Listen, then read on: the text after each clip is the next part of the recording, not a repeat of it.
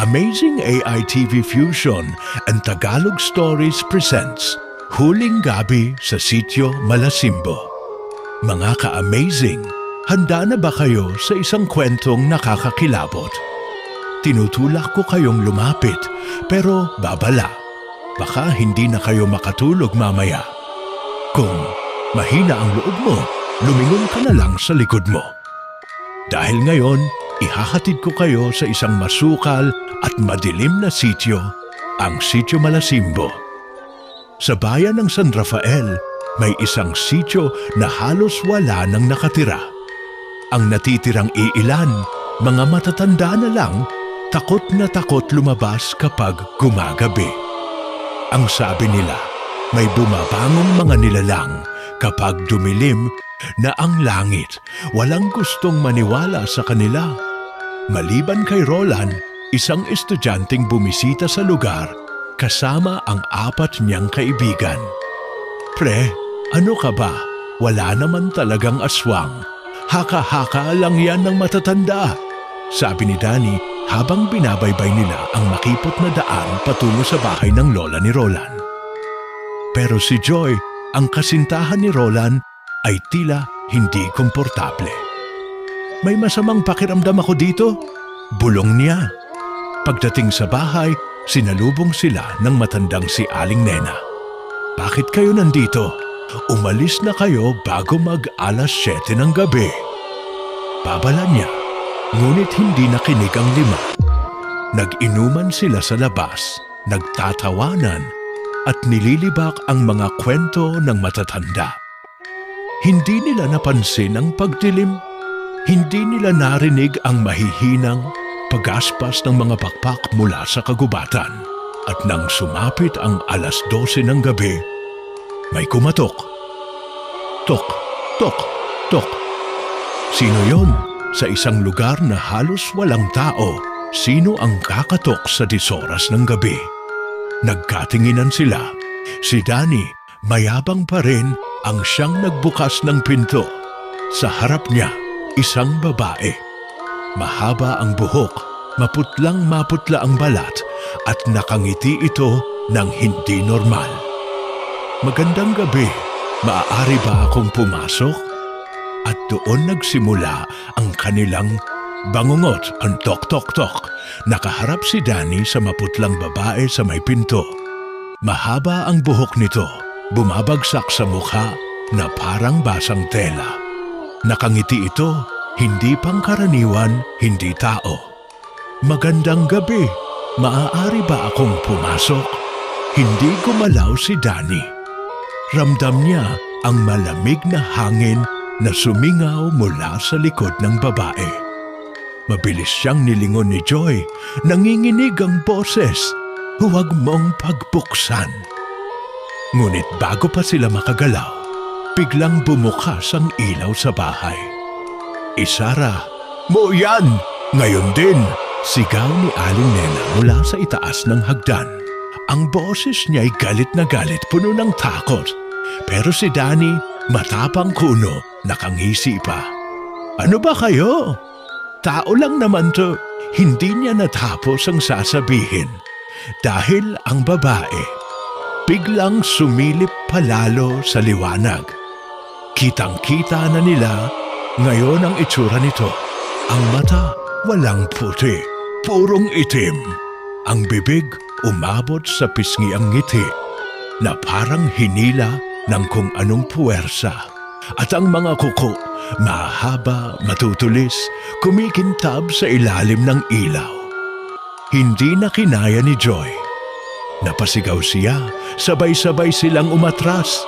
Ngunit bago pa nila maisara ang pinto, biglang bumangon ang isang anino mula sa likuran ng babae. Mas matangkad, mas malaki, at ang ulo nito'y hindi tao. Mahaba ang nguso, punong-puno ng matatalas ng ngipin. Huli na kayo, bulong ng babae, at sa isang iglap, paglagabog, naglaho ang ilaw.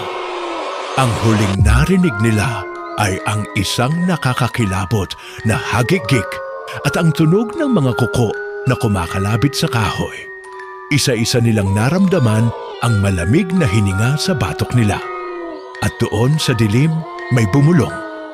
Masarap ang laman ng mga hindi naniniwala. Madilim, wala silang makita. Tanging mga habol-habol nilang hininga ang maririnig sa loob ng bahay. Roland, nasaan ka? Pulong ni Joy, nanginginig ang kamay habang pilit kinakapa ang paligid. Wala akong makita, sagot ni Danny, pero halata sa boses niya ang takot. At sa kanila narinig ang kalapit. Isang mahina pero matalim na tunog ng kuko na kumakalapit sa kahoy. Tik, tik, tik. Si Aling Nena, nasa sulok, nakayuko, bumubulong ng kung anong orasyon. Huwag kayong gagalaw, huwag kayong huminga. Ngunit si Marvin, ang pinakamakisig sa kanila, hindi nakatiis. Go! Hindi ako papatay ng sarili kong takot. Pulong niya at dahan-dahang hinatak ang cellphone niya mula sa bulsa. Dahan-dahan niyang binuksan ang flashlight. Sa isang iglap, lumitaw sa liwanag ang isang mukha. Napasinghap sila, Diyos ko. Ang babaeng nasa pinto kanina, ngayon ay nakalutang sa harapan nila. Nakadapang parang ahas sa kisame. Ang leeg nito'y hindi normal. Humaba ng mahigit isang talampakan at ang mukha'y nakatawa pa rin. Pero hindi iyon ang pinakakinatatakutan nila. Dahil sa tabi niya, nasa dilim, may isa pang anino. Isang nilalang na may mahahabang kamay at walang mukha. At dahan-dahan itong lumalapit. Takbo! Sigaw ni Roland. Nagkagulo sila. Nag-uunahan papunta sa pinto, ngunit tila ba lumiliit ang espasyo. Parang kinukulong sila ng mismong bahay. Dinig na dinig nila ang mabilis na pagkamot sa dingding.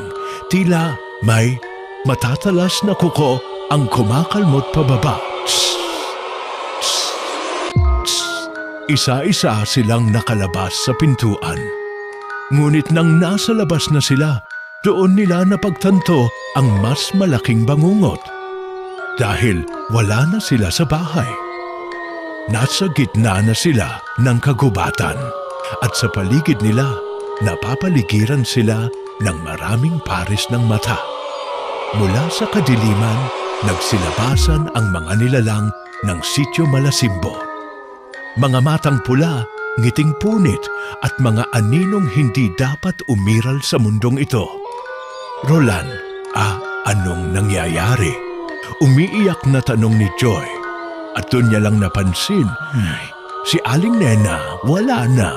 At sa harapan nila, nakatayo ang isang matandang babae, may hawak na itim na kandila. Huli na kayong lahat, bulong nito, at sabay-sabay bumagsak ang kandila. Madilim. Naulit at doon nagsimula ang tunay na pagpatay. Huli na kayong lahat.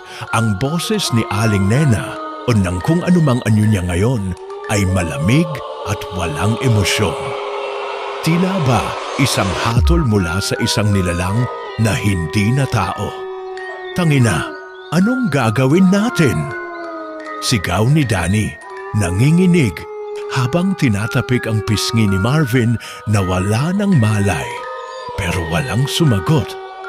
Dahil sa paligid nila, sa pagitan ng madidilim na puno, may mga aninong unti-unting lumalapit. Hindi ordinaryong mga tao. Mahahaba ang mga daliri, sobrang itim ng balat, at ang ilan ay nakalutang sa ere na parang walang bigat. Ang mga mata nila, pulang-pula, nag-aapoy sa gutom. Joy, Roland, bulong ni Mitch, ang pinakatahimik sa grupo. Hindi niya naituloy ang sasabihin dahil isang kamay ang lumitaw mula sa likuran niya. Maputla, matigas at may mahahabang kuko. Isang segundo lang. Nang hilakpot sila. Si Mitch, natumba. Duguan ang kanyang lalamunan, punit ang kanyang mga mata, nakadilat pa rin, puno ng takot, wala ng buhay. Putangina! Takbo! Sabay-sabay silang nagtatakbo. Wala nang pakialam kung saan mapunta. Basta't makalayo sa nakapangingilabot na mga nilalang na ngayon ay humahabol na sa kanila. Pero may isang problema. Ang gubat. Parang umiikot. Ang direksyon na tinakbuhan nila, nauuwi lang sila sa parehong lugar.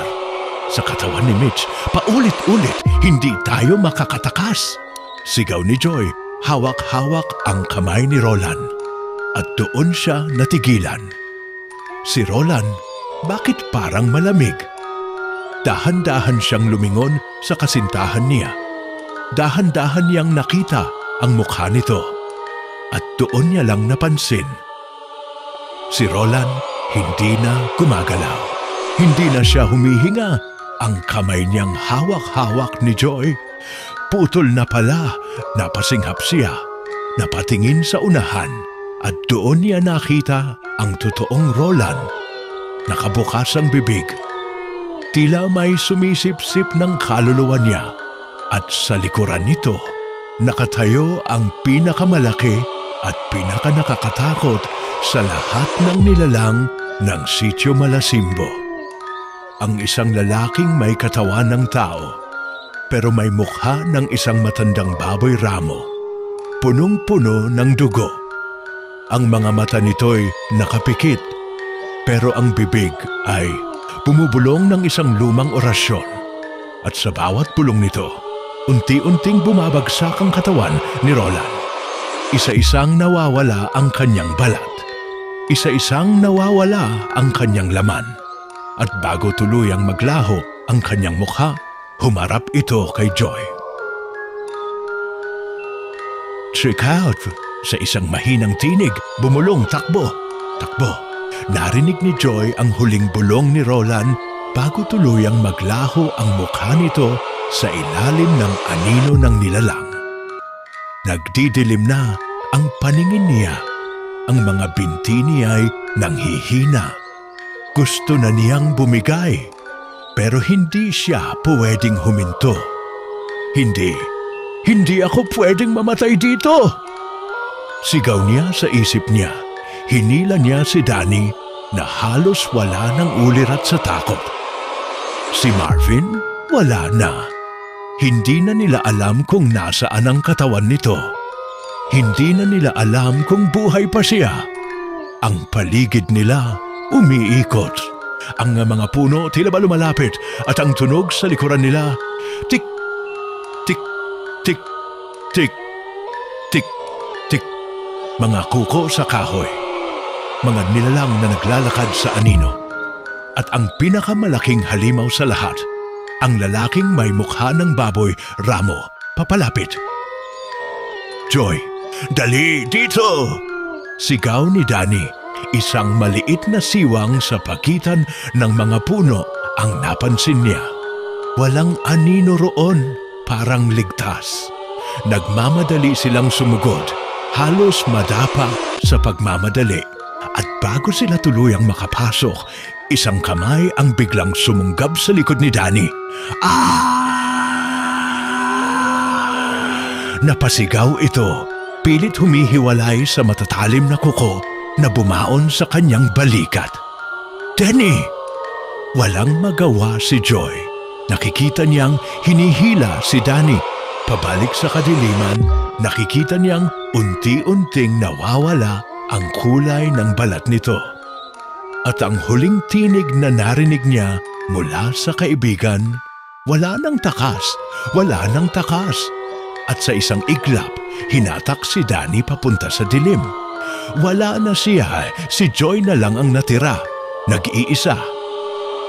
Hingal na hingal siyang tumakbo pa rin kahit nang hihina na siya. Pero isang bagay ang naisip niya. Kung lahat ng daan ay pabalik, paano ako makakatakas? Hanggang sa nakita niya ito, isang lumang bahay sa gitna ng kagubatan. Sa bintana, may isang matandang babae. si Aling Nena. Ngunit bakit narito siya? Hindi ba't nasa bahay pa siya kanina? At ang mas nakakatakot, nakangiti ito. Nakangiti habang itinuturo ang isang lumang kabaong sa loob ng bahay. Isang kabaong na tila kanina pa naghihintay kay Joy. At bago pa siya makatakbo palayo, sa likod niya, isang malamig na kamay ang biglang humawak sa kanyang balikat. Ikasang, "Tumriyangs," boses ang bumulong sa kanyang tainga. "Huli ka na, Joy." Dahan-dahang lumingon si Joy, ramdamang panlalamig ng kanyang katawan. At doon niya nakita si Danny. Pero hindi na ito si Danny. Nakadilat ang mga mata nito, nanlilisik. Nangingitim na ang balat at may malalalim na gasgas sa kanyang mukha na parang kinayod ng matatalas na kuko. Nakangiti siya pero hindi ito normal. Para itong maskara ng isang patay na nilalang. At ang pinaka-nakakatakot, sa kanyang likuran, nakatayo ang nilalang na may mukha ng baboy ramo. Bukas na ang bibig nito at sa loob ng bunganga nito, may nakasilip, isang pares ng mga mata. Si Roland nakakulong sa loob ng katawan ng halimaw. "Huwag! Huwag!" Halos hindi na makapagsalita si Joy. Mabilis siyang tumakbo papunta sa bahay ni Aling Nena. Ang tanging ligtas na lugar na naiisip niya. Pero bago siya makarating, paglahabog. Bagsak ang pinto. Nasa harap niya na ngayon si Aling Nena. Ngunit hindi ito tumatakbo. Hindi ito natatakot. Nakatingin ito sa kanya at nakangiti. "Kaninong kabaong ito?" Nanginginig na tanong ni Joy. At sa isang iglap, sumagot si Aling Nena. Sa iyo, biglang tumindig ang kanyang balahibo. Napaatras siya, pero nasa likuran na niya si Danny. Hawak nito ang kanyang braso, mahigpit, napakadiin, napakasakit. Nagpumiglas siya, pero unti-unting bumibigat ang kanyang katawan. Parang hinihigop ng lupa ang kanyang mga paa. Dahan-dahan siyang hinihila. Papunta sa kabaong. "Huwag! Huwag!" Pilit niyang inabot ang mukha ni Aling Nena, umaasang ililigtas siya nito. Pero nang makita niya ang mukha ng matanda, si Aling Nena wala ng mata. Tugtuguan ang kanyang mukha at sa kanyang noo may nakaukit. Isa na siyang kanila. Napahiyaw si Joy at bago siya tuluyang mahulog sa loob ng kabaong, narinig niya ang isang napakalakas na sigaw. Hindi pa tapos. "Books!" Isang puwersa ang lumipad sa paligid, itinapon ang lahat ng nilalang sa ere. At nang dumilat si Joy, nasa gitna siya ng kalsada. Umaga na, walang gubat, walang bahay ni Aling Nena, walang nilalang, siya lang, nag-iisa. At sa kanyang tabi, isang lumang kabaong, nakaukit sa kahoy ang isang pangalan, Joy. Nakatitig lang si Joy sa kabaong na nasa harapan niya. Pangalan niya ang nakaukit doon, Joy. Hindi siya makagalaw, hindi siya makasigaw. Dahan-dahan niyang inabot ang kabaong. Nanginginig ang kanyang kamay. Pero bago pa niya ito mabuksan, isang malakas na tunog ang umalingaw sa paligid. "Honk!" Napasinghap siya. Biglang bumalik ang lahat ng tunog sa paligid niya. Ang ingay ng mga sasakyan, ang mga busina, at ang mga ingay ng lungsod. Nasa kalsada na siya. Nakatayo sa gitna ng isang highway. Sa harapan niya, isang malaking truck ang paparating. Hindi bumabagal. Hindi! Hindi ito. Bugs! Itim. Wala siyang makita. Wala siyang marinig. Wala siyang maramdaman. Hanggang sa may boses na bumulong sa kanya. Matagal ka na naming hinihintay, Joy. Biglang bumalik ang kanyang paningin. Nasa loob siya ng isang napakadilim na lugar. Malamig, mabigat, ang hangin at unti-unting bumabalot sa kanyang katawan ang matitigas na bagay, parang kahoy, parang takip.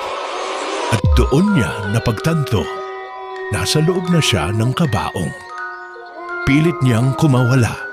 Sinusuntok niya ang takip, pero hindi ito gumagalaw.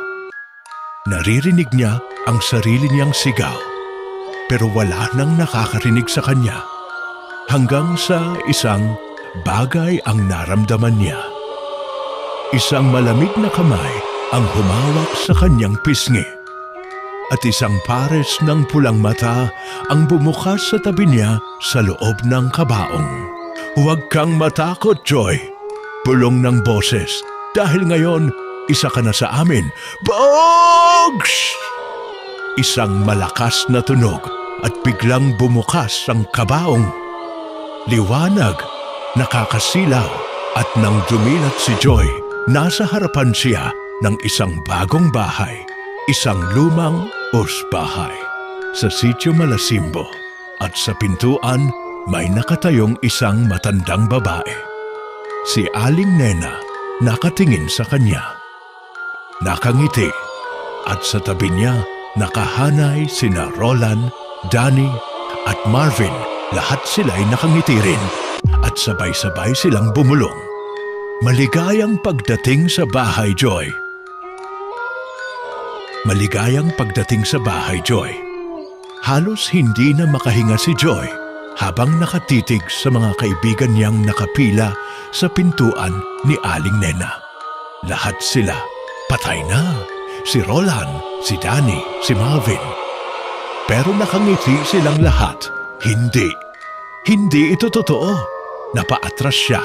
Hinahabol ang hininga. Dapat hindi na siya nandito. Tumakbo na siya. Nakaligtas na siya. Pero bakit? Bakit bumalik siya? Dahan-dahang lumapit. Si Roland sa kanya. "Joy, kasama ka na namin ngayon. Dito ka natitira. Huwag kang matakot." Hindi. Hindi. Hindi ito totoo. Napatigil siya nang biglang tumawa si Aling Nena. Isang nakakakilabot, malalim at basag na tawa. "Totoo ba? Sigurado ka bang hindi ito totoo, ha?" Itinuro niya ang likuran ni Joy. Dahan-dahan siyang lumingon at nakita niya ang refleksyon niya sa isang lumang salamin na nakasabit sa dingding. Napasinghap siya. Hindi na siya si Joy. Ang balat niya namumutla, ang mga mata niya itim na itim. At ang likod niya may nakaukit na mga kakaibang simbolo. Parang orasyon. Hindi. Hindi ako isa sa inyo. Umiiling siya paatras. Pero naramdaman niyang may humawak sa kanyang kamay. Si Danny. "Hindi mo na kailangang lumayo, Joy. Hindi ba masaya rito?" Sumunod na lumapit si Marvin, nakangiti. "Oo nga. Dito, hindi na tayo kailanman mawawala. Magpakailanman tayong magkasama." At sa likuran nila, si Roland. Hindi na siya nagsasalita. Pero ang kanyang mga mata umiiyak. Pumukas ang kanyang bibig at isang boses ang lumabas. "Tulong." Biglang tumahimik ang paligid. Napatigil ang ngiti ni Danny at Marvin. Si Aling Nena napaatras at si Joy. Doon niya lang naintindihan. Si Roland hindi pa tuluyang naging isa sa kanila. Siya lang ang may natitirang kaluluwa at doon niya napagtanto. May isa pang paraan para makatakas. Dapat niyang iligtas si Roland. Pero paano? Paano kung hindi lang sila ang nandito? Paano kung may isang nilalang na mas makapangyarihan sa lahat? At hindi ito papayag na may makaalis. At bago pa siya makatakbo, paglahabog, biglang bumukas ang lupa sa ilalim nila, isang itim na hukay. At mula roon, isang napakalaking anino ang lumitaw. Mas malaki pa ito sa kahit anong halimaw na nakita niya. Walang mukha, walang katawan. Pero isang tinig ang lumabas mula sa kadiliman. Wala nang nakakatakas sa sitio Malasimbo. Nagtagpo ang tingin ni Joy at ni Roland ang mukha ni Roland, punong-puno ng takot. Napatingin si Joy sa paligid. Ang lupa sa ilalim nila pumubuka palalo. Isang walang hanggang hukay ng kadiliman. Si Danny at Marvin dahan-dahan ng hinihigop. Pero hindi sila tumatakas. Nakangiti pa rin sila. Parang masaya silang bumabalik sa kadiliman. Hindi ako papayag. Sigaw ni Joy. Humawak siya ng mahigpit sa braso ni Roland. Hindi niya ito bibitawan. Hindi siya papayag na lamunin sila ng lugar na ito. Pero narinig niya ang isang tunog, isang mabagal na pagpalakpak. Plak! Plak! Plak! Si Aling Nena nakatayo sa harapan nila, nakangiti. Pero iba na siya ngayon. Ang kanyang katawan unti-unting natutunaw. Nagiging anino. Dapat ay hindi ka na lumaban, iha, Anito. Mas madali kung susuko ka na lang. Hindi! Sigaw ni Joy. Lalo niyang hinigpitan ang hawak kay Roland. Narinig niya ang bulong nito. Joy, huwag mo akong bitawan. Ayokong mawala. Isang bagay ang napansin ni Joy. Sa ilalim ng hukay, may mga mukha, libo-libo. Mga kaluluwa ng lahat ng nadala sa sitio Malasimbo. At nakita niya ang isang refleksyon sa lupa. Sarili niya may nakaukit sa noo niya. Pag-aari na ng sitio Malasimbo. Hindi siya magiging isa sa kanila. Doon niya naramdaman ito. May isang tinig sa kanyang isipan. May paraan para makaligtas, pero may kapalit. Para bang may isa pang nilalang sa loob niya. Isa lang ang maaaring lumabas sa lugar na ito. Napatingin siya kay Roland. Mahalaga sa kanya si Roland. Pero kung isa lang sa kanila ang makakaligtas, sino ang pipiliin niya? Isang malakas na pag-uga ang nangyari, mas bumuka ang hukay. At sa huling segundo, kinailangan niyang magdesisyon. Kaya ginawa niya ang tanging naisip niyang paraan. Pinitawan niya si Roland. Joy! Sigaw nito habang bumagsak sa hukay. Pero bago pa, itutuluyang lamunin ng dilim, may isang matinding liwanag ang bumalot kay Joy. Isang sigaw ng libo-libong kaluluwa ang umalingaw-ngaw. At sa isang iglap, nagising siya. Joy! Joy, gumising ka! Dumilat si Joy. Nasa loob siya ng isang ospital. Sa tabi niya, umiiyak ang kanyang pamilya. Hindi, nasaan ako? Anak, na aksidente ka. 3 araw kang walang malay, sigaw ng kanyang ina. Haha, pero paano? Napatingin siya sa paligid. Wala na siya sa sitio Malasimbo. Nakaligtas siya. Pero may kulang. Napatingin siya sa isang sulok ng kwarto. At doon niya ito nakita. Isang pulang sulat. May nakasulat na pangalan. Roland. Dahan-dahan niyang pinuksan ito at sa loob, isang simpleng mensahe lang ang nakasulat. Bakit mo ako iniwan? Doon niya lang napagtanto ang kanyang ginawa. Isa lang ang makakalabas. At ngayon, siya na ang susunod na hahabulin ng mga multo ng sitio Malasimbo. Bakit mo ako iniwan? Tumitig si Joy sa papel na hawak niya. Ang sulat, kulay pula. pero hindi tinta ang ginamit dito. Dugo.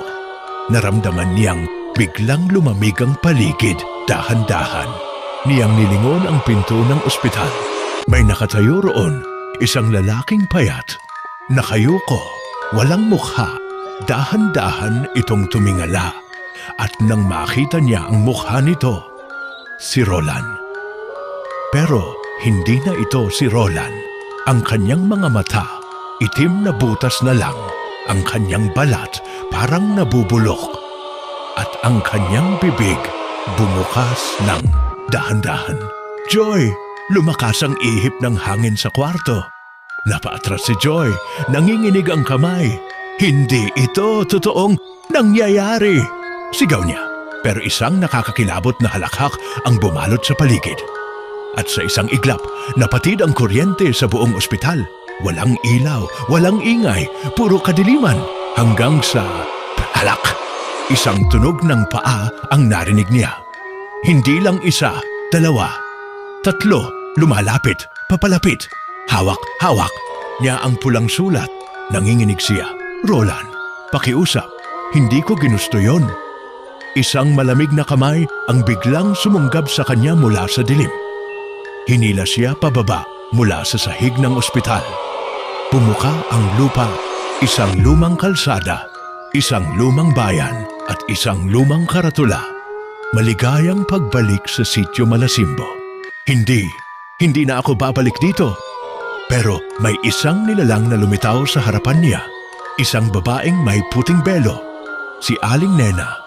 Ngunit ngayon, wala nang mukha ang matanda. Isang maitim na hukay na lang. At mula roon, lumabas ang isang malalim na tinig. Dapat hindi mo siya iniwan, Joy. Doon niya narinig ang sigaw ni Roland, malakas, masakit. Joy! Napalingon siya at nakita niya si Roland. Nakagapos sa isang puno, duguan. At may mga kamay na lumalabas mula sa lupa, hinahatak siya pababa. Joy! Tulong! Hindi! Dapat ba siyang tumakbo o dapat ba niyang iligtas si Roland? Pero paano kung ito ang gusto ng Sitio Malasimbo? Paano kung wala na talagang makakalabas? Dapat hindi mo siya iniwan, Joy. Nakataling si Roland sa puno. Ang mga kamay mula sa lupa, unti-unting humihigop sa kanya. Nanginginig si Joy. Ito na ang huling pagkakataon. Kung lalaban siya, ngayon na. Huwag mo siyang iligtas. Bulong ni Aling Nena habang unti-unti siyang nilalapitan. Kalimutan mo na siya. Umalis ka na. Para sa iyo lang ang kaligtasan. Nagsimula nang lumabo ang paligid. Parang hinihila na naman siya pabalik sa ospital. Kung tatakbo siya ngayon, makakaligtas siya, ngunit kung babalikan niya si Roland, baka pareho silang tuluyang mawala. Napasara si Joy ng kanyang mga mata hanggang sa... Joy, narinig niya ang mahina at basag na boses ni Roland. Pakiusap, huwag mo akong iwan. Doon niya naalala ang lahat, ang kanilang pagkakaibigan, ang tawanan nila noong nasa bayan pa sila, ang pangakong hindi sila mag-iiwanan. At ang katotohanang siya ang dahilan kung bakit nalibing si Roland sa Sitio Malasimbo. Nag-init ang kanyang dugo. Hindi na siya matatakot, hindi na siya tatakbo. Kaya sa huling pagkakataon, tumakbo siya pabalik kay Roland. Humawak siya ng mahigpit sa katawan nito. Sinubukang hilahin siya mula sa mga kamay ng kadiliman. Joy, umalis ka na! Sigaw ni Roland. Hindi! Kung mamamatay tayo, dapat magkasama tayo. Biglang lumiwanag ang paligid. Isang matinding liwanag ang bumalot sa kanilang dalawa. Si Aling Nena, napasigaw. Anong ginagawa mo? Sumusunod ka na lang sana. Napansin ni Joy ang isang bagay. Si Aling Nena unti-unting natutunaw. Nagkakapitak-pitak ang kanyang katawan. Parang lumang balat na nalalaglag mula sa isang nilalang na mas matanda pa sa mundong ito. At mula sa kanyang loob, lumabas ang isang napakaraming espiritu, ang mga kaluluwang nakulong sa Sitio Malasimbo kasama ron sina Danny at Marvin. Nakatingin sila kay Joy, ngunit sa unang pagkakataon, wala na silang pilit ng ngiti, kundi luha. Salamat, Joy! At sa isang iglap, nagkawasak-wasak ang Sitio Malasimbo. Parang isang lugar na biglang nabura sa kasaysayan, ang lupa. Bumukas ang mga puno, naglaho, at ang madilim na langit na puno ng liwanag. At sa huling segundo, bago sila lamunin ng liwanag, hinawakan ni Roland ang kamay ni Joy. Joy, anak, gising na! Dahan-dahang dumilat si Joy. Nasa ospital pa rin siya. Ngunit sa tabi niya, nakatayo si Roland Pontbuhay. Roland, napahawak siya sa mukha nito, umiiyak. Ikaw ba talaga yan? Ngumiti. Si Roland, oo, Joy. Tapos na ang lahat. Napatingin si Joy sa bintana. Sa labas, sumisikat na ang araw. At sa di kalayuan, sa lumang kagubatan, kung saan dating nakatayo ang Sitio Malasimbo. Isang abandonadong bayan na lang ang natira. Wala nang multo, wala nang halimaw, at sa unang pagkakataon, malaya na sila. Mga ka-amazing, ang kwento ni Joy at Roland ay nagpapaalala sa atin ng isang bagay. Huwag tayong matakot harapin ang ating mga kasalanan at takot. Minsan, ang tunay na multo ay hindi ang mga nilalang sa dilim, kundi ang mga alaala at pagkakamali na hindi natin matakasan. Ngunit kung may tapang tayo na harapin ito, tulad ni Joy, kaya nating makalaya. At yan nagtatapos ang ating kwento, mga ka-amazing. Maraming salamat sa inyong pakikinig at pagsubaybay. Kung nagustuhan ninyo ang kwentong ito, huwag kalimutang mag-like, share, comment at subscribe sa YouTube channel na Amazing AI TV Fusion and Tagalog Stories. At kung gusto nyo pa ng mas maraming nakakatakot at kapanapanabik na kwento, i-follow rin ang Amazing AI TV Fusion sa TikTok. Hanggang sa susunod nating kwento, mga ka-amazing, tandaan, minsan ang multo hindi lang sa dilim nagtatago. Minsan, nasa tabi mo lang. Hanggang sa muli.